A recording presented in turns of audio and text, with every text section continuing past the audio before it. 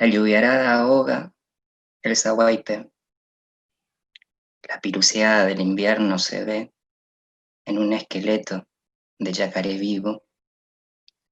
Parece atravesado por sus escamas de abajo. Le abrazan sus costillas. Parece muerto. El frío es el color que falta en el pelaje del bicherío. Esa opacidad en los senderos. Los caranchos están más gordos. Las garzas parecen banderas. Algo se rinde. Pero hay un río, un nido, yacareí montón en el pirizal. Llueve a los 3 días, una semana entera. La vida, el ciclo de la lluvia.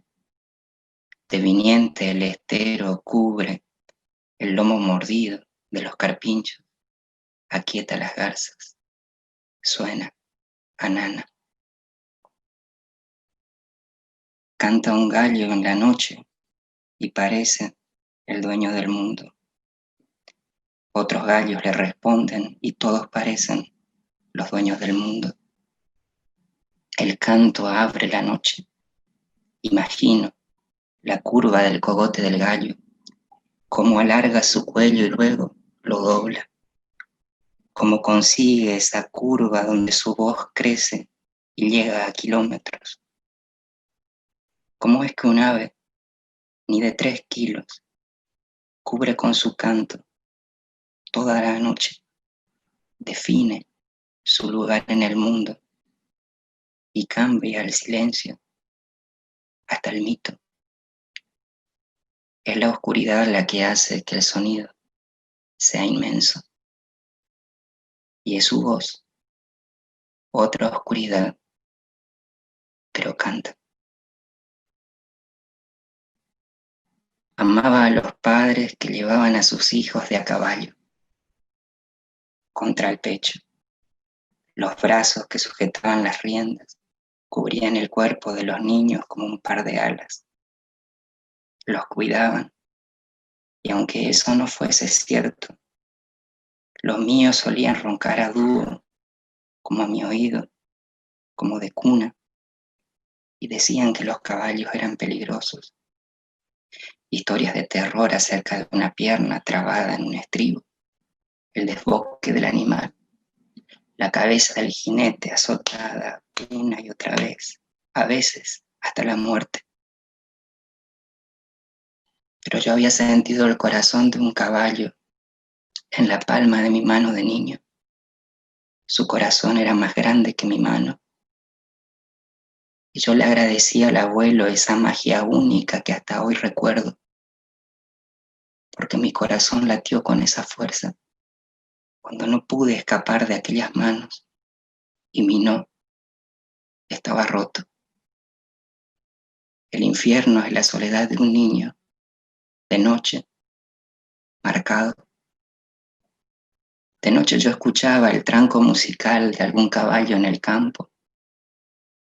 Era triste, porque todo, absolutamente todo estaba triste. Entonces escuchaba mi corazón hasta dormirme. Fantaseaba con ser ese caballo. Me volvía inmenso, solo en la noche y sin miedo.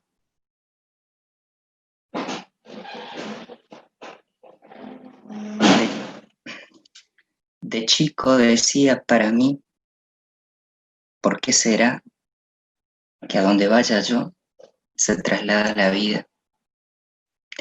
También me preguntaba qué era eso de despertarme y sentir algo que se despierta conmigo, como dentro de mí. Sentía el alma.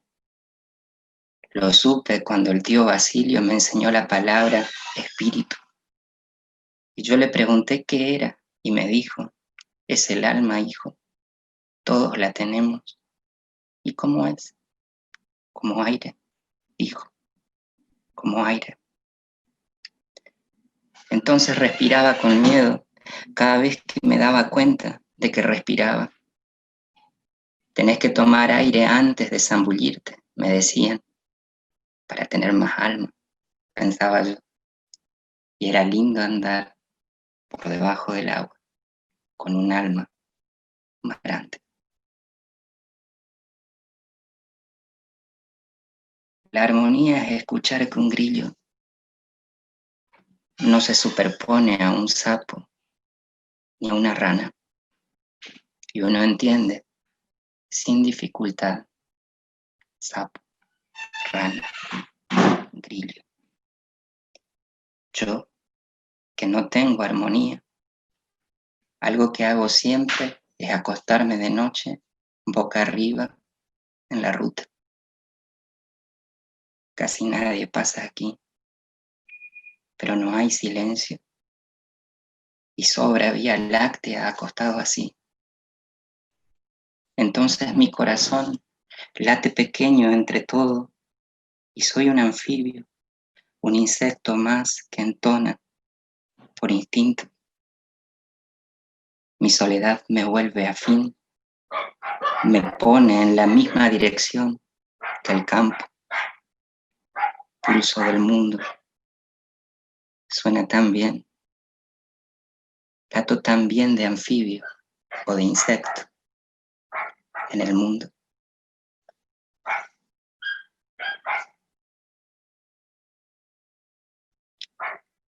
Agarré y amplié la pantalla para no ver a nadie. Quiero agradecerles mucho la invitación. No estoy seguro si por mediación de algunas amigas que tengo hubiese estado acá. No es como mi ámbito.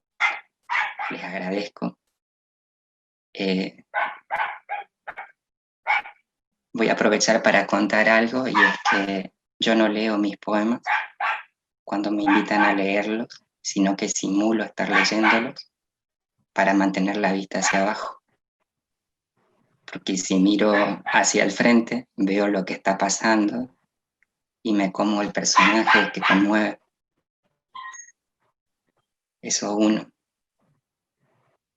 Lo otro es porque no es que me sepa los poemas de memoria únicamente, sino que son retazos de una conversación. Yo tengo una forma de medir lo que hago para saber si estoy haciendo lo que quiero, lo que está más cerca de mi deseo, aunque no llegue a eso. Y es que cuando hay una conversación y tengo la oportunidad de estar con otra gente que conversa como conversamos acá, meto un poema completo dentro de esa conversación. Si la conversación puede seguir, yo me doy cuenta de que tengo algo. Pude cortar algo en ese ritmo. Ahora, si nadie después de eso sigue, me doy cuenta que estuve vehemente, que es el lugar que no me gustaría nunca ocupar con un poema, o que estuve conceptual, que es otro lugar en el que no me gustaría estar con el poema. La otra es que estoy en una pelea constante entre lo que conocemos como expresión y lo que conocemos como comprensión. Y lo entiendo desde un lugar en el que siempre tuve negado el decir, porque así como ahora vivo en espacios donde el decir no está habilitado, y por ejemplo no es común que esté hablando con gente universitaria, hay otros espacios donde también, y otras condiciones que sirven para negar una voz, y es la forma que tiene ese cuerpo, la sentimentalidad asociada a ese cuerpo. De chico fui puto y de pueblo, y eso es un condicionante enorme en esta zona, que cambió un poco ahora, pero fue un condicionante enorme en esa zona. Y es uno de los lugares desde los cuales no se puede hablar o no tenés permitido el hablar. Más todavía en corrientes donde al chamamé únicamente le queda bien el gaucho, la china, ese campo y ese chamamé. Y alguien como yo que está vinculado al mismo espacio de otra forma, no tiene con qué articular un decir fuera de ese paisaje. Él, entonces nunca quise comprender qué era lo que me estaba pasando, qué era esta experiencia con el lenguaje. Yo no sé decir qué es escribir, qué significa. Me parece que de esa forma en la que entiendo expresión, una vez me dijeron expresate, decir lo que tenés ganas de decir. Y yo me daba cuenta que me estaba permitiendo hablar. Hablé, por supuesto, y seguí sintiendo exactamente lo mismo, me sentí peor después de hablar. Y vi este ejercicio de sacar la presión, que en verdad era ubicarla afuera. Y cuando me di cuenta de eso, automáticamente la presión había vuelto adentro y vi comprensión como comprimir. Entonces son dos lugares en los que no quiero estar y en los que me pone, en lugares en los que me pone el concepto sobre qué es escribir, sobre qué es un poema, sobre qué es el ritmo. Vivo todo esto como una olla a presión. Adentro hay una pelea entre los componentes, una guerra de hervores, y hacia afuera un vaporcito. Me acuerdo mucho un poema de Liliana Ancalao, que me encanta que esté acá.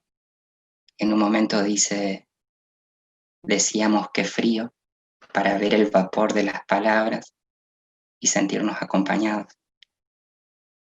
Cuando leí eso, me acordé de lo que pienso de la olla y efectivamente me busco ahí por fuera de la olla, en ese vaporcito, donde los olores no se pueden definir, donde están todos confundidos. Otra cosa que hago es nunca tener el control. No preparé la charla porque me gusta controlar lo que voy a decir. No me gusta ese margen eh, por algo puntual. Para mí con controlar empieza la pérdida y también la ansiedad. Entonces no controlo nada, no tengo nada que perder y no tengo nada que me ponga ansioso. Eh, una cosa que quería decir sobre la palabra, porque es lo que más de cerca me viene atravesando, es que pasé de estos textos iniciales que leí, uno de ellos está inédito, el primero, a, a vivir la palabra de la misma forma voy a repetir algo, que viví en un momento la palabra libertad. La primera vez que escucho el himno nacional en guaraní, en la parte donde se dice libertad, libertad, libertad, escucho una palabra que no la había escuchado antes. Y yo tengo mucha música en guaraní en la cabeza y ya tenía mucha memoria para ese momento. Y esta palabra que sonaba, sazón, sazón, sazón, no se me hacía de ningún lugar. Después leyendo cosas en la escuela más vinculadas a historia y demás, cuando empiezo a leer sobre las misiones jesuíticas, leo un episodio donde a los guaraníes los atan a las andas para trasladar de un pueblo a otro santos del tamaño humano que dentro eran huecos y contenían metales, todo lo que fuese de valor. Y los recorridos eran de más de 100 kilómetros, 200 kilómetros. Para dar un ejemplo rápido, que es el que doy siempre, Loreto de Misiones está a 200 y algo de kilómetros de Loreto Corrientes, y Loreto Corrientes está a casi 300 kilómetros y algo de Loreto de Santiago, y es el mismo pueblo con los mismos indígenas esclavos que recorrió esos lugares con los mismos santos. y yo automáticamente entendí la palabra, que literalmente significa algo como se cortó o se soltó, y pensé en esa situación de las andas. Claro, con el camino este largo, la fricción en algún momento permitía que un indígena se suelte, y detrás, quienes veían el hecho, el acontecimiento, empezaban a decir eh, asó, en verdad, que eran esas después. Se cortó, se soltó. En guaraní no había estoy convencido que no había esta palabra para decir libertad. Vivo una palabra como ese momento, un traumatismo directamente que se opera sobre algo, algo que denuncia una relación que no está, sino el ejercicio de un poder, en verdad, porque como toda palabra, ejerce un poder, digamos, en ese nombrar. Entonces lo que hago ahora en mis proyectos que están inéditos es que cuando me encuentro con una palabra como me encontré con Nesazó, el trato de hacer este recorrido que estoy haciendo ahora contando lo que creo que pasó con Libertad y después cerrar el proyecto con la misma palabra. Los dos libros que tengo inéditos ahora empiezan y terminan con la misma palabra, como para mostrar que en medio hay un divague discursivo que nada tiene que ver con el ritmo, que no dice nada del traumatismo y no dice nada de mi relación ni siquiera con ese acontecimiento. Y después, el otro ejercicio es no moverme de la conversación, no salir de la conversación. Pienso mucho en la condición en la que uno piensa. Para mí escribir no tiene nada que ver con pensar, aunque el gesto de escribir sea un recorrido netamente heurístico. Soy consciente de eso. Pero me refiero a algo puntual y otra vez lo voy a explicar con un ejemplo. Yo también me ubico en lo abierto. Mis últimos proyectos a todos los escribí, por lo menos a los apuntes en crudo en el río, acá en el Paraná, y de estar todos los días ahí el mayor tiempo posible.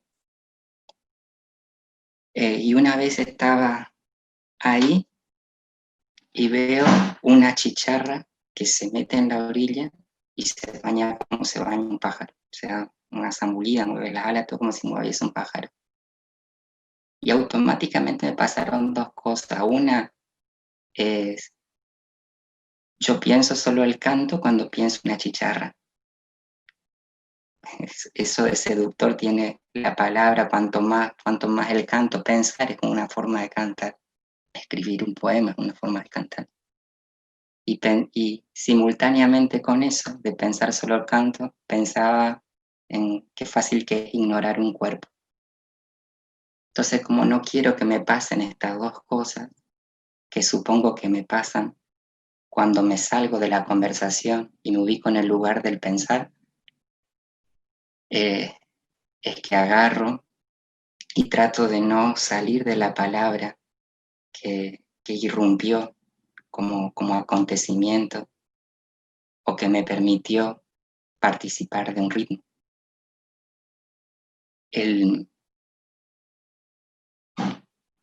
Pienso también dos cosas. Conocí Vox cuando estudiaba en la universidad, también cuando estaba estudiando en Córdoba, que fui a ver a mi director y demás. Los espacios del pensar. La oficina de mi director no tenía siquiera ventana. Y yo pensaba cómo hace para hablar de afuera si no tiene ni siquiera una ventana. Eso uno. Entonces, y la otra, si estoy tan metido en la conversación y si en la conversación creo que bien aparecen las metáforas más en crudo, ¿por qué tendría que escribir un poema que no fuese una conversación? Para cerrar, lo que puedo decir es que me mantengo robando, escuchando, no solo escuchando, sino robando. Él roba a todos los lugares a los que voy y estoy siempre callado. La otra vez en la gomería, un gomero le dice al otro, lo que estás diciendo es un machetazo en el agua. ¡Apa! Y le explica la metáfora por si no entiende, le dice abre y cierra de nuevo. Me encantó, ahí, ni bien pude lo robé. Después en el río estaba se ve que se fueron de la casa para poder pelear madre e hija, unas vecinas del barrio, y cuando la hija le hablaba a la mamá le dice, ataja tu boca. Yo quedé fascinado, porque esta cosa de asociar, ataja tu boca como ataja tu perro, es algo que te dicen acá como estás ladrando, era al mismo tiempo, pero la otra era eh, ese ejercicio de la agresión que no te permite conversar, digamos. Fueron para conversar y ella tenía la boca suelta. El, entonces eso, voy sacando de esos lugares. No quiere decir que no lea, sino que a las lecturas que hago, las hago de este lugar y poniendo de esta forma el cuerpo. Me llevo al río Chantal Maillard, me llevo al río Henri Mechonin, son mis pilares de este momento, pero me voy a esos lugares con esos textos y esos lugares y este cuerpo en este lugar y el lugar en el que voy me inhabilita un poco el decir, los turistas creen que soy un paseador de perros. Una señora me insultó una vez porque no quería pasear su perro, como bien de onda, sos un planero, viví del Estado, no querés trabajar, me dijo, que no creía que los perros eran míos. Eh, cuando empezó la pandemia, eh, prefectura casi me lleva detenido, yo estaba leyendo en el río. Calculo que si mi oficina estuviese sobre el río, mi casa estuviese sobre el río, y yo bajase más vestido de señor y estuviese leyendo ahí, digo, no, esa es mi casa, o se dieran cuenta que al menos tenía una profesión, me hubiesen respetado un poco más y no hubiese vivido cosas como, vos sabés que una pandemia, me decía, me explicaba el concepto, el, el prefecto, y no porque sea prefecto, no porque sea alguien de la fuerza, sino porque en verdad hay cuerpos que habilitan agresiones de la misma forma que inhabilitan la palabra. Bueno, con eso termino.